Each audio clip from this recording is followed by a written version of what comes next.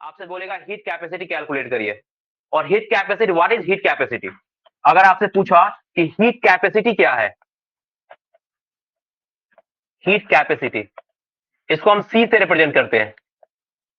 देखिए, मानिए कि एक सब्सटेंस लिए, ये सब्सटेंस हम लिए, इस सब्सटेंस को हमने गर्म करना शुरू किया, गर्म करना शुरू किया, इधर से हम इसको हीट प्रोवाइड कर रहे हैं। पहले इसका टेम्परेचर कुछ था, जब हम हीट करने लगे तो क्या हुआ, टेम्परेचर उसका बदलने लगा। तो अगर मानिए कि अभी इसका टेम्परेचर सपोज करो कि 0 केल्विन है, ठीक है ना। जब आप हीट किए इसको, जब आप हीट किए तो इसका टेम्परेचर जो हो गया ये 1 केल्विन हो गया। कितना हुआ? तो बालक 1 डिग्री टेम्परेचर को चेंज करने में जो हीट का रिक्वायर होता है ना, वही कहलाता है हीट कैपेसिटी। मतलब the heat require to change the temperature by 1 degree. 1 degree, आप समझिए हुआ चेंज इन टेम्परेचर, कंफ्यूजन नहीं होना चाहिए। चेंज इन टेम्परेचर चाहे वो डिग्री सेल्सियस में हो चाहे केल्विन में हो, सब में सेम ही होता है। सब में क्या होता है, वैल्यू सेम। ऐसा नहीं कि आप उसको डिग्री सेल्सियस को केल्विन में कन्वर्ट करो तो वैल्यू बदल जाएगा, ऐसा नहीं होता। जैसे अगर 0 डिग्री सेल्सियस से 1 डिग्री सेल्सियस में जाएगा, या फिर 273 केल्विन से 274 केल्विन में जाएगा, तो बताइए, आप देखो यहाँ पे चेंज तो 1 केल्विन का हो रहा है ना, 1 डिग्री का चेंज हो रहा है, यहाँ भी 1 डिग्री का हो रहा है, यहाँ भी क्या हो रहा है। तो चेंज होगा डेल्टा टी का वैल्यू हमेशा दोनों में क्या होता है, चाहे डिग्री सेल्सियस हो चाहे डिग्री केल्विन में हो, बात क्या होगा वहां पे, सेम रहेगा। तो आप देखो कि 1 डिग्री टेम्परेचर को चेंज करने में either it is degree Celsius और इट इज इन केल्विन, तो उस केस में जो हीट का चेंज होता है दैट इज हीट कैपेसिटी। तो हम इसको हम कह सकते हैं, डिफाइन कर सकते हैं, the amount of heat, the amount of heat require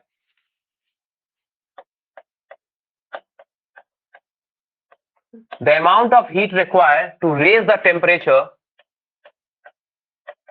to raise the temperature, raise the temperature of a substance, of a substance by 1 degree,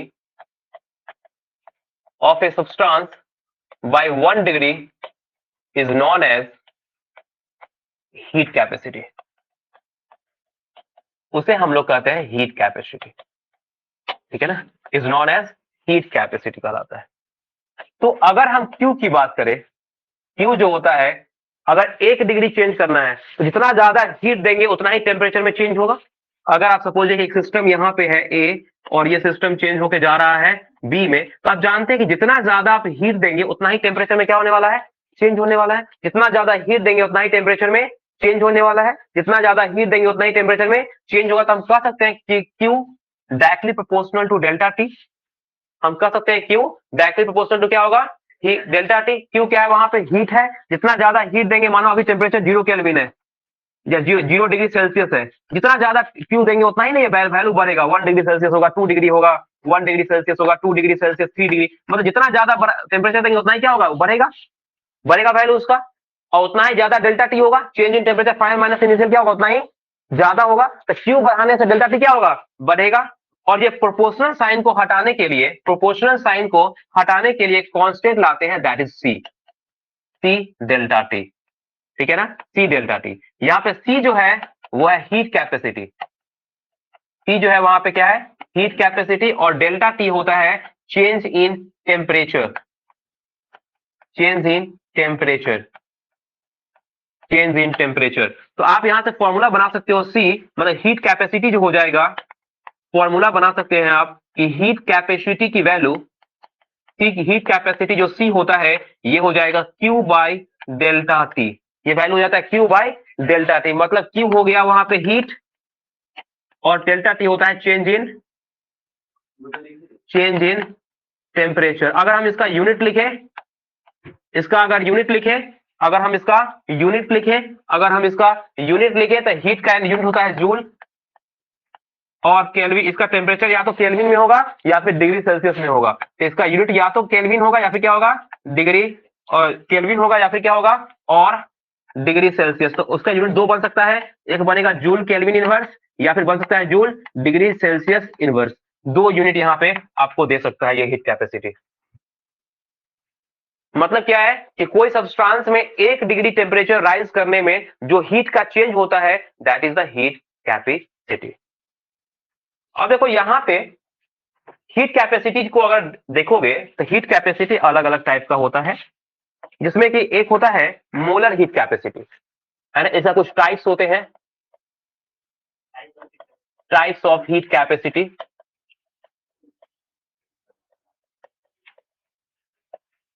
एक होता है molar heat capacity, molar heat capacity. और molar heat capacity को हम लोग explain करते हैं, जो मोलर हीट कैपेसिटी होता है इस मोलर हीट कैपेसिटी को हम लोग एक्सप्लेन करते हैं सीएम से। सीएम, देखिए बालक, मोलर कहने का मतलब है कि 1 मोल सब्सटेंस को 1 डिग्री टेम्परेचर राइज करने में जो हीट का चेंज होता है वही कहलाता है मोलर। मोलर मतलब क्या है, आपको अभी बताया है कि कोई भी सब्सटेंस का 1 डिग्री टेम्परेचर को चेंज में, तो 1 डिग्री जब टेम्परेचर का चेंज करेंगे 1 मोल सब्सटेंस का, तो कहलाता है मोलर हीट कैपेसिटी। मतलब the change in heat capacity, change in heat, the heat require, इसको हम ये कह सकते हैं the heat require to raise the temperature of 1 mole substance. 1 mole, formula same रहने वाला है, 1 मोल सब्सटेंस, ठीक है ना। तो वही कहलाता है मोलर हीट कैपेसिटी। और एक होता है स्पेसिफिक हीट कैपेसिटी, सेकेंड आता है स्पेसिफिक हीट कैपेसिटी।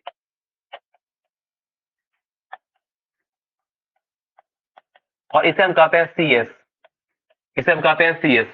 आप समझिए, जब 1 ग्राम सब्सटेंस की बात करोगे, जब तुम बात करोगे 1 ग्राम सब्सटेंस का 1 डिग्री टेम्परेचर को चेंज करने में, राइज करने में जो हीट का जरूरत होगा ना, वही क्या होता है स्पेसिफिक। स्पेसिफिक में 1 ग्राम लेना, तो हम कह सकते हैं the heat require to raise, raise means बढ़ाना, ठीक है, टू रेज द टेम्परेचर, एक मिनट एक minute, the heat require to raise the temperature by 1 degree, 1 degree temperature rise करने में ऑफ 1 मोल सब्सटेंस। तो the heat require to raise the temperature by 1 degree of 1 gram substance, 1 gram substance is known as a specific, specific heat capacity। उसे हम लोग कहते हैं specific heat capacity, that is CS.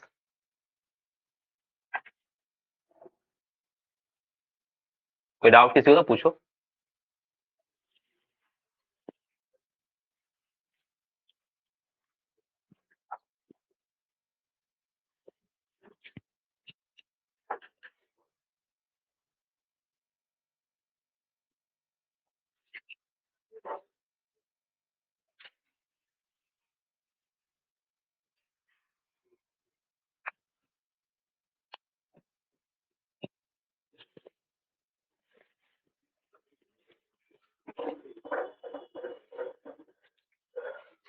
हो गया, लिख लिया सारा, सब कोई लिख लिया।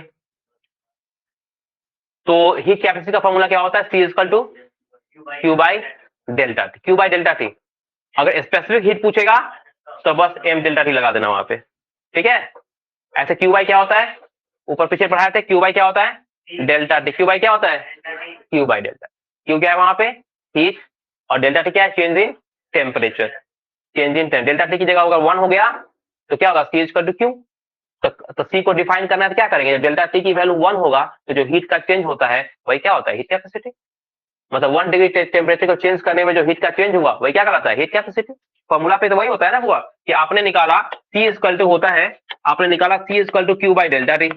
अगर डेल्टा टी की जगह 1 अगर डाल दे तो सी इक्वल टू क्या हो जाएगा क्यू नहीं हो जाएगा। तो हम कह नहीं सकते कि डेल्टा जब 1 डिग्री टेम्परेचर का चेंज होगा तो उस केस में जो हीट कैपेसिटी होता है वही, उस केस में जो चेंज इन हीट होता है वही क्या कहलाता है हीट कैपेसिटी कहलाता है।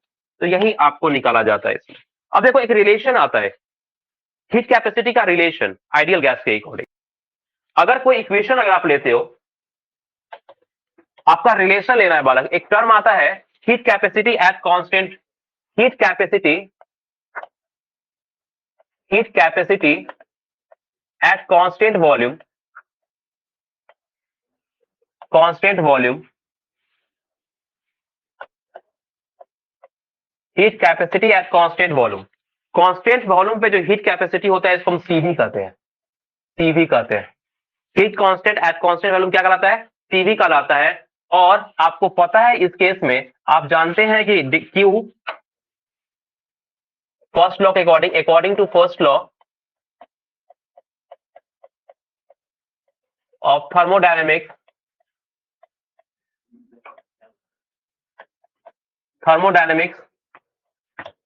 ठीक है ना, तो क्यू भी इक्वल टू होता है, डेल्टा, यू, ठीक है ना। आपको इक्वेशन पढ़ाए थे जहां पे heat constant eight constant volume change in internal energy के बराबर होता है। तो आप यहां से सीवी का फॉर्मूला डिराइव कर सकते हैं। सीवी इक्वल टू होता है क्यू भी बाई डेल्टा टी। और आप इसको ये कह सकते हैं क्यू भी इक्वल टू डेल्टा यू होता है, तो हम ये कह सकते हैं कि delta U by delta T. और आप कह सकते हैं कि डेल्टा यू इक्वल टू होता है CV delta T. Equation number 1। अब देखिए कि अगर आप हीट कैपेसिटी एक कांस्टेंट वॉल्यूम पे था, अगर हम कांस्टेंट प्रेशर की बात करें, heat capacity at constant pressure पे अगर हम हीट कैपेसिटी की बात करें जो होता है सीपी, क्या होता है ये? सीपी। तो आप देखो यहाँ पे, आपको पता है यहाँ पे कि सीपी जब होता है कांस्टेंट प्रेशर पे जो हीट होता है, तो इक्वेशन आपको बताया था heat exchange at constant pressure QP equal to होता है डेल्टा एच। इक्वेशन आया था QP equal to delta H आया था। और आप अगर क्यूपी इक्वल टू अगर आप पुट करोगे क्यूपी इक्वल यहाँ पे CP heat constant eight constant pressure, CP की इक्वेशन बनाओगे, सीपी इक्वल टू होता है क्यूपी बाई डेल्टा टी।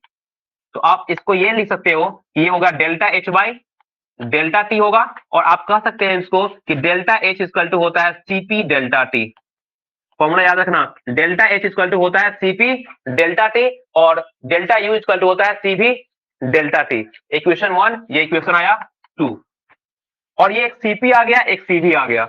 अगर हम यहां से ये कैलकुलेट करें कि रिलेशन, यहां पे आप रिलेशन निकाले सीपी और सीवी में, रिलेशन निकाले सीपी और सीवी में, तो अगर हम रिलेशन की तरफ अगर बढ़े तो रिलेशन अगर हम निकालना चाहते हैं, relation between CP and CV in case of ideal gas, ideal gas के में अगर हम सीपी और सीपी का रिलेशन निकालना चाहते हैं तो हम कैसे कैलकुलेट करेंगे?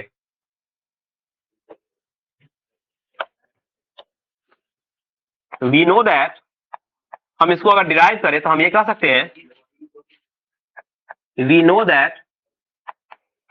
That delta H is equal to है delta U plus P delta V. आप कह सकते हैं कि डेल्टा एच इक्वल टू होता है delta U plus P delta we, ठीक है ना, इस टाइप से। और आप ये कह सकते हैं, ये इक्वेशन आप पहले हम डिराइव कर चुके हैं चेंज इन एंथैल्पी का, delta U plus P delta we. और फॉर आइडियल गैस में हमें पता है कि पी, इसको हम इस इक्वेशन को ये भी कर सकते हैं कि डेल्टा एच, अगर इसी इक्वेशन को थोड़ा सा हम एक मॉडिफाई करके थोड़ा सा इक्वेशन को जरूर कर रहे हैं, डेल्टा एच इक्वल टू हम इसे कह सकते हैं delta U plus delta P भी, ठीक है ना। डेल्टा को हम पहले निकाल लेते हैं, है ना, ऐसे निकालना नहीं चाहिए, लेकिन हम चाहते हैं पीवी इक्वल टू एनआरटी पे पुट करना। तो हम कह सकते हैं इसको, आइडियल गैस के लिए हमें पता है पीवी इज इक्वल टू होता है एनआरटी। 1 मोल सब्सटेंस होगा, फॉर 1 मोल सब्सटेंस के लिए यहाँ पे एन की जगह पे 1 हो जाएगा, ठीक है। और इस इक्वेशन को पुट करो यहाँ पे, इस वाले इक्वेशन में, इक्वेशन नंबर इसको मानते हैं हम, इक्वेशन नंबर इसको, ये 2 इक्वेशन था, यहाँ पे इसे मानिए इसे मानिए यहाँ पे, इसको मानिए third equation. Put this value in equation 3। हम इसको चाहते हैं कि इक्वेशन 3 में पुट करना, तो हमारा इक्वेशन हो जाएगा पीवी इज इक्वल टू, आपको पता है कि एनआरटी होता है, इसको पुट कर दो, तो delta H is equal to हो जाएगा delta delta U plus delta delta H is equal to हो जाएगा delta U plus delta delta H equal to हो जाएगा delta U plus delta NRT और इसी को हम चाहते हैं कि एन तो कांस्टेंट है, आर भी कांस्टेंट रहेगा, डेल टी का चेंज हो सकता है, तो टी का चेंज होगा तो इसी को हम चेंज कर देंगे delta H equal to delta U plus N R delta T. आपको देखो इक्वेशन 1 और 2 में आपको दिखा है डेल्टा यू इक्वल टू होता है सीवी डेल्टा टी। तो फ्रॉम इक्वेशन 1 एंड 2, 1 इसको मान लो इक्वेशन नंबर 4 मान लेते हैं इसको। फ्रॉम इक्वेशन 1, 2 एंड 4, इक्वेशन 1, 2 और 4 को अगर हम आपस में लिखे तो हमें पता है डेल्टा एच की वैल्यू होता है यहाँ पे सीपी डेल्टा टी होता है, और डेल्टा यू की वैल्यू होता है सीवी डेल्टा टी होता है, ठीक है, सीवी डेल्टा टी, और साथ में एनआर डेल्टा टी हो जाएगा, एनआर डेल्टा टी। अब देखो ओवरऑल पूरे में डेल्टा टी यहां से कॉमन निकलने वाला है, और डेल्टा टी कॉमन निकाल के हम इसको कट कर सकते हैं, डेल्टा टी को कॉमन निकाल के हम कट कर देंगे, तो CP delta T minus CV delta T is equal to हम कह सकते हैं एनआर डेल्टा टी, ठीक है, हम कह सकते हैं CP minus CV delta T is equal to हो जाएगा एनआर डेल्टा टी, और यहाँ डेल्टा टी से डेल्टा टी जो होता है वो कट जाएगा, ठीक है ना, और हम कह सकते हैं यहाँ से इक्वेशन आएगा CP minus CV is equal to होता है NR, CP minus CV is equal to होता है एनआर, और फॉर वन मोल सब्सटेंस के लिए अगर निकाले तो वैल्यू जगह CP minus CV is equal to होता है आर। ध्यान रखिएगा, एक मोल के लिए सीपी माइनस सीवी की वैल्यू जो होता है वो आर के बराबर होता है, जहां पे आर है यूनिवर्सल गैस कांस्टेंट। इसका मतलब ये है कि जो heat capacity at constant pressure और heat capacity at constant volume दोनों का डिफरेंस एक कांस्टेंट वैल्यू होता है। एक क्या होता है? एक कांस्टेंट वैल्यू होता है, जो वैल्यू है आर।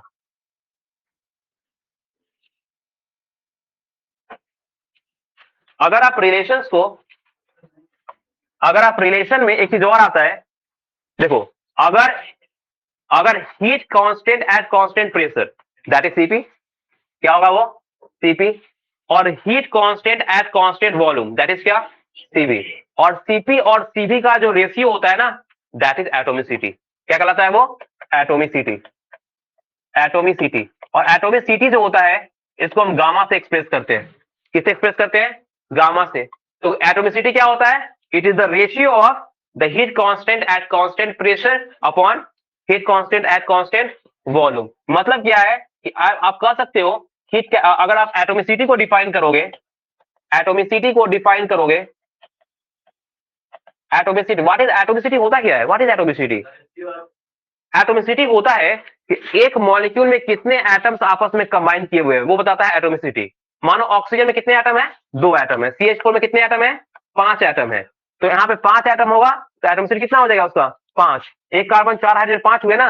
CO2 3 है, तो ट्राई एटोमिक है, ये डाई एटोमिक है। जैसे नियोन अकेला रहता है, तो ये क्या है? इसका एटोमिसिटी कितना हो गया? 1 हो गया। क्या हो गया इसका एटोमिसिटी? 1 हो गया एटोमिसिटी इसका। तो यहाँ पे एटोमिसिटी यह डिफाइन करता है किसी भी मॉलिक्यूल्स के अंदर एटम कितना है। ये एटोमिसिटी केमिकल बॉन्डिंग में पढ़ा चुके थे, लेकिन यहाँ पे थर्मोडायनेमिक्स से आप कैसे निकालो कि आपका जो गैस है वो मोनो एटोमिक है या डाई एटोमिक है या फिर ट्राई एटोमिक है ना। इससे आगे की चीजों को थर्मोडायनेमिक्स में उतना हम हाई स्टडी में नहीं करते हैं। तो देखो बालक, आपको पता है सीपी की वैल्यू निकाल सकते हैं। सीपी आप यहां से निकाल सकते हैं, सीपी इक्वल होता है क्यूपी बाई डेल्टा टी, या फिर delta H by delta T करोगे तो यहाँ पे आपका सीपी निकल जाएगा। आप अगर सीपी की वैल्यू निकालोगे, तो सीपी आपसे निकल सकता है heat constant eight constant pressure. CP की वैल्यू अगर निकालोगे तो सीपी आपको यहां से निकल सकता है Q delta H by delta T से। सीबी निकालोगे तो डेल्टा यू पता रहेगा, डेल्टा टी पता है, तो सीबी निकालोगे और दोनों का रेशियो निकाल लेना है। आपसे बोलेगा कि आपका जो गैस है वो सिस्टम में वो क्या, उसका एटोमिसिटी कितना है, तो आप कैसे निकालोगे एटोमिसिटी? तो एटोमिसिटी के लिए पहले सीपी निकालना पड़ेगा। सीपी निकलेगा कैसे? CP delta H by delta T. Delta H कैसे निकलेगा? तो डेल्टा एच का फॉर्मूला या तो आपको दिया रहेगा हीट एक्सचेंज, ठीक है ना, और नहीं तो उसके लिए आपको इक्वेशन लगा के निकालना पड़ेगा delta H equal to U plus PV. Delta U भी आपको निकालना पड़ेगा, डेल्टा यू निकलेगा फर्स्ट लॉ से, डेल्टा यू इक्वल टू होता है क्यू प्लस डब्ल्यू, वहां से आपको निकालना पड़ेगा। तो आप सीवी निकाल लेना, सीपी निकाल लेना और दोनों का रेशियो लेना है, और दोनों का रेशियो जो निकलता है वहां पे वही होता है एटोमिसिटी। तो एटोमिसिटी को हम डिफाइन कर सकते हैं एटोमिसिटी जो होता है it is the ratio of heat capacity, it is the ratio of heat capacity at constant volume, at constant pressure,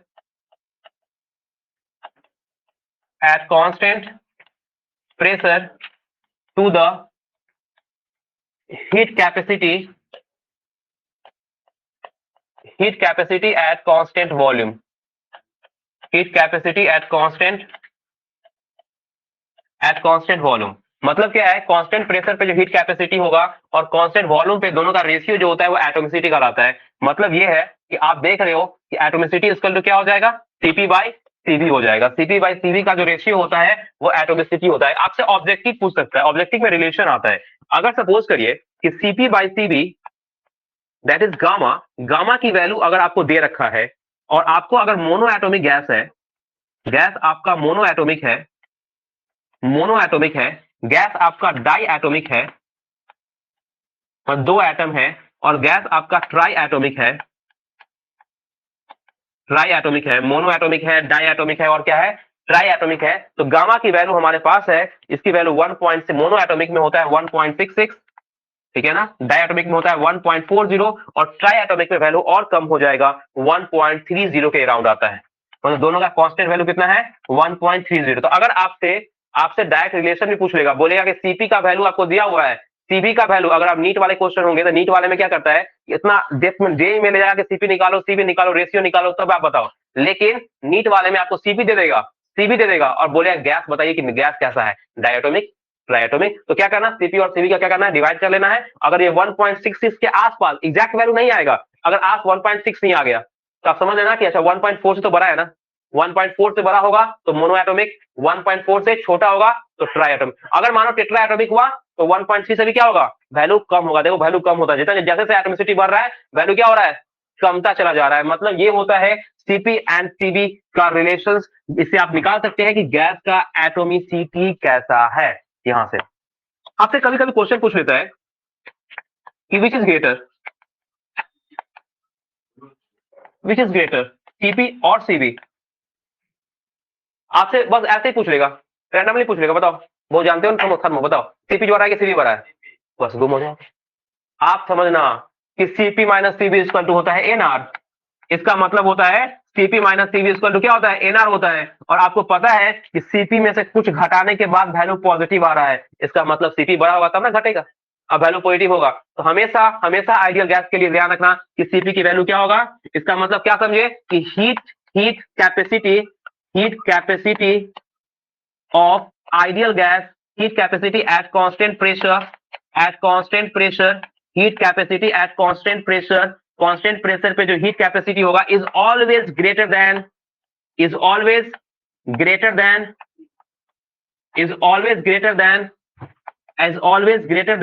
heat capacity at constant, is always greater than the heat capacity at constant volume, heat capacity at constant volume. मतलब क्या, कितना का ज्यादा होता है, कितना ज्यादा CP के, आपने बताया सीपी और सीवी ज्यादा होता है, लेकिन कितना ज्यादा होता है बताओ। तो सर एनआर से ज्यादा होता है। क्या होता है, एनआर से। मानो एक का वैल्यू 10 है, एक का वैल्यू 8 है, तो बोलो बताओ 10 8 से कितना बड़ा है, तो दोनों को घटा देना, तो 2 बड़ा है, तो घटाने के बाद कितना एनआर आया ना, तो कितना बड़ा है सीपी, एनआर के बराबर बड़ा है, एनआर की वैल्यू बराबर। आपको ऑप्शन में देगा कि बताइए सीपी सीवी से कितना बड़ा है। आपको तो पता था कि सीपी सीवी से बड़ा होता है, लेकिन आपको ये तो टीचर बताया ही नहीं कि सीपी सीवी से कितना बड़ा होता है, तो वो आपके दिमाग पे छोड़ दिया कि दोनों को घटाने के बाद जो वैल्यू का होता है ना बड़ा होगा, तो आपको एनआर होगा ऑप्शन, आप एनआर पे टिक कर देना।